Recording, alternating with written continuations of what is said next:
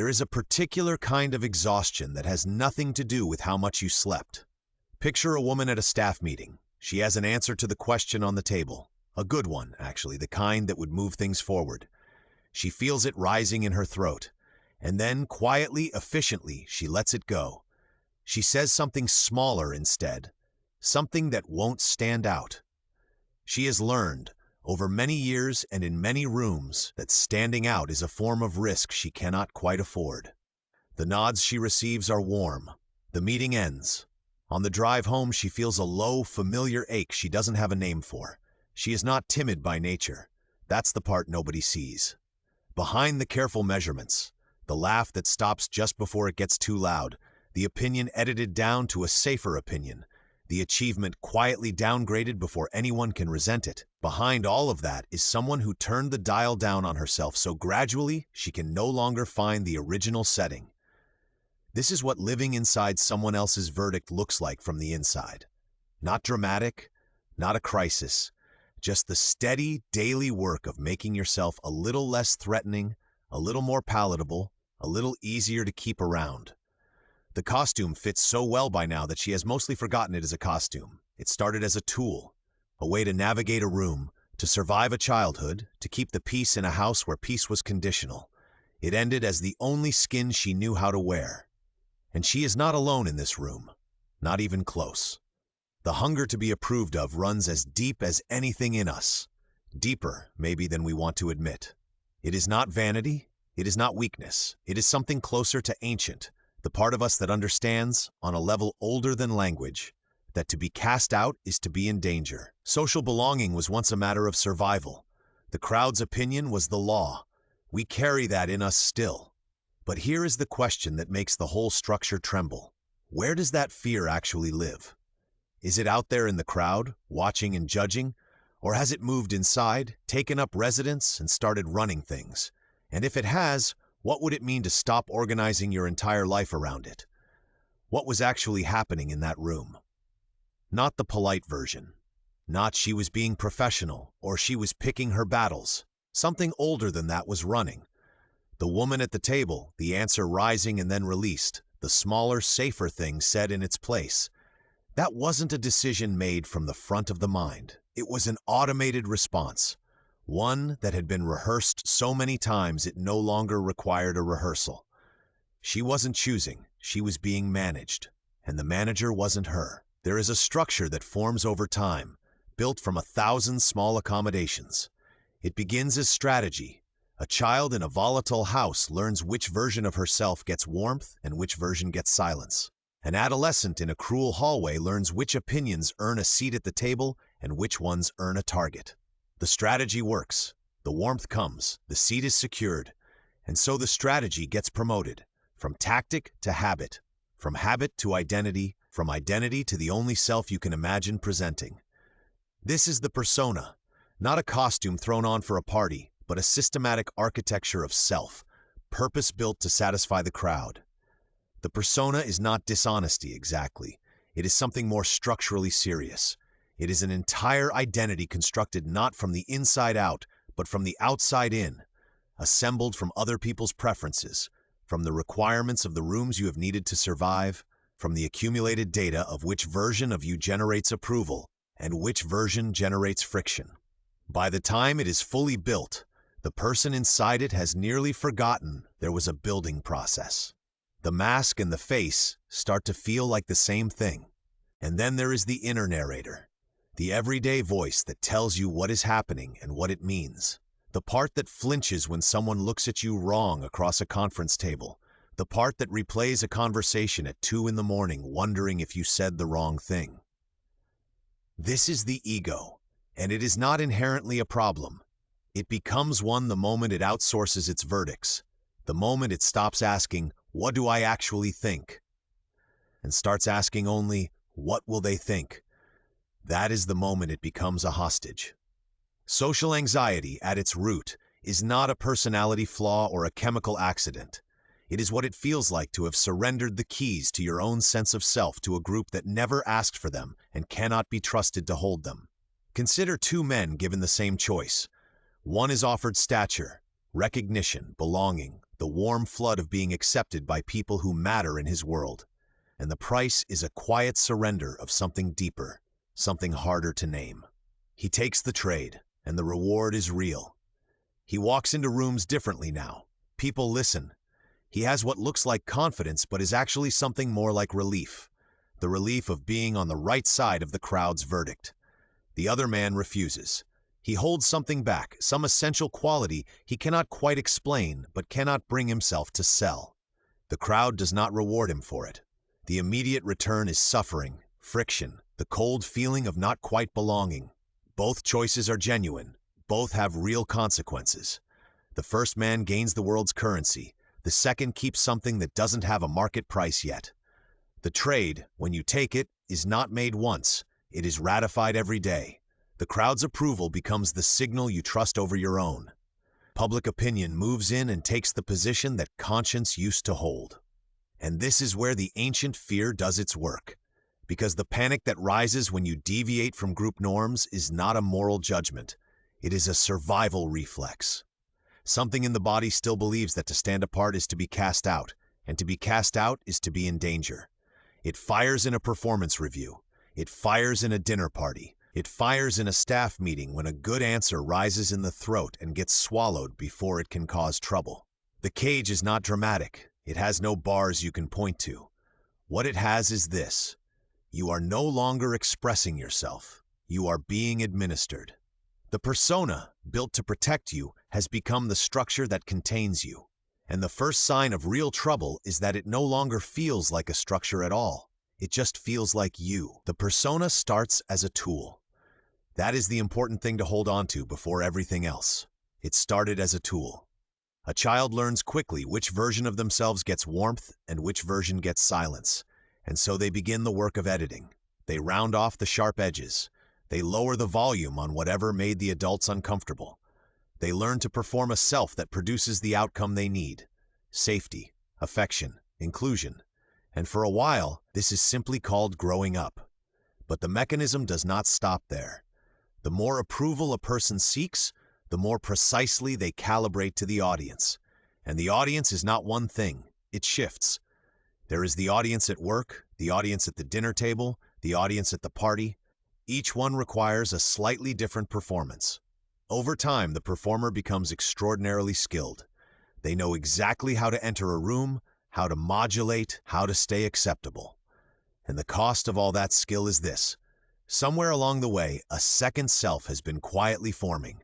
Not the self on the stage, the one in the basement. Call it the shadow. It is everything that got buried because the crowd did not have room for it.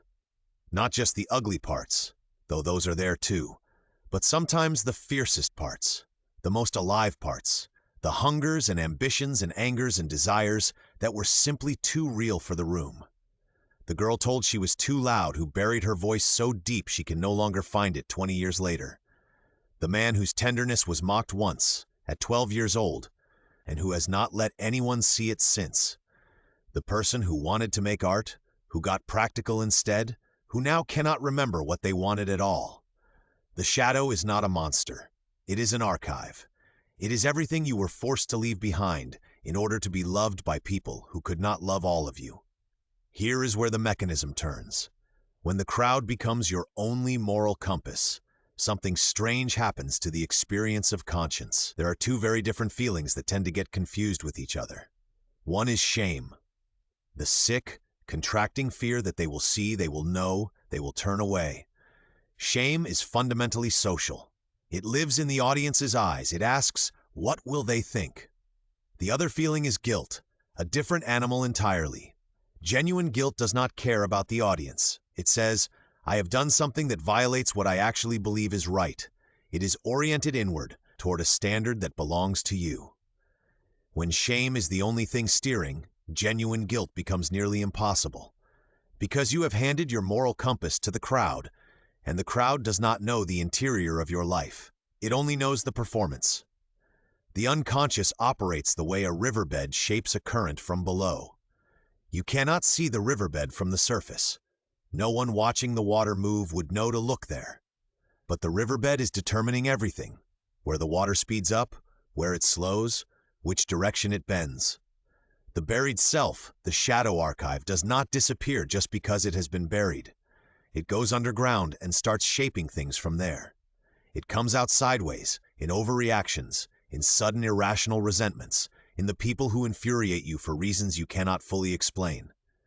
That is projection. It works like a film projector aimed at someone else's screen. What you cannot stand to own about yourself gets cast outward, and you end up condemning in others the exact thing you have refused to face in yourself. The man who buried his tenderness becomes contemptuous of sensitivity in others. The woman who buried her ambition cannot tolerate watching someone else succeed. The crowd becomes the judge precisely because you made them the judge. You assigned them that authority, and now you cannot get it back without a fight. There is an old story about a man who spends an entire night wrestling a stranger in the dark, and only in the morning light realizes he has been wrestling something inside himself all along. He prevails, but he walks away with a limp. That is the accurate image of what this encounter costs. You cannot meet your own buried material without being changed by it, marked by it. And the only reliable measure of what is right from that point forward is not the law, not the crowd's verdict, but the quality of awareness you are willing to bring, the full, unedited consciousness you choose to carry into each moment. So you walk away with a limp. And now the question is what to do with the morning, what to do with the rest of the days that follow the wrestling. The first move is the one nobody wants to make, because it requires you to stop the burning. Every person carries within themselves a figure the crowd once named wrong, the one who is too angry, too quiet, too ambitious, too soft, too strange. And what most people do over years and decades is they take that figure and they consign it to the fire. They burn it because the group required it.